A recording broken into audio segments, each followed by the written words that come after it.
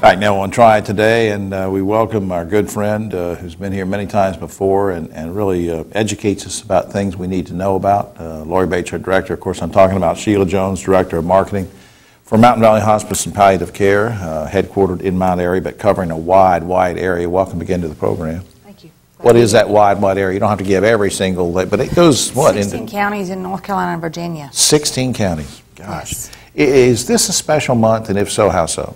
It is November. In November, we celebrate National Hospice Month.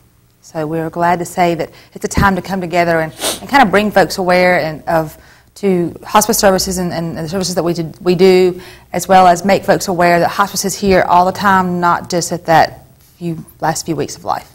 Yeah, and that's what I was getting ready to ask. How do you educate people about hospice? What kind of myths do you have to dispel when you're trying to talk to them about why it takes, some advanced planning and what it really is? Well, one of the things that we focus on, like this month, the theme for National Hospice Month is Hospice Helps Everyone.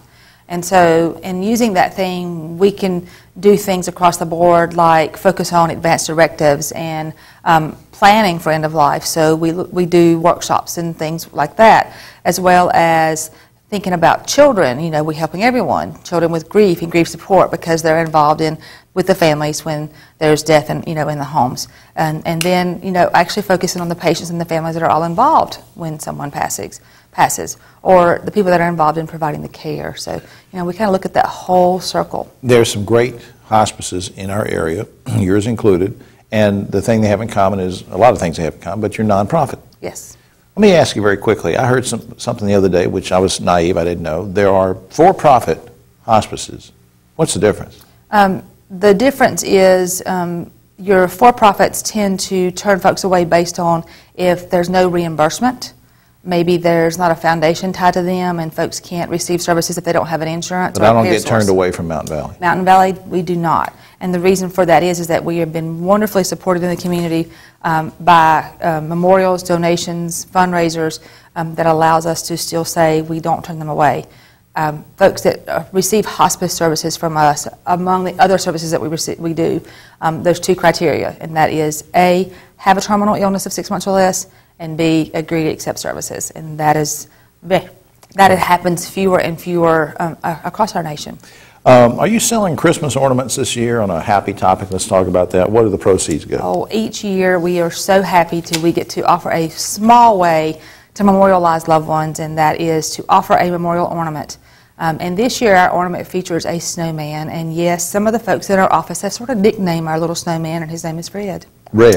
Fred. I don't know why he has the name of Fred. But well, that's all right. I have to say that because Angie worked so hard putting that together. Sure. But this year our ornament features a snowman, and reminding us to catch a snowflake. I guess because year end, this is sort of the time in the calendar year where people are making decisions about taxes and donations. Is this a good time to donate to hospice? Oh, much definitely.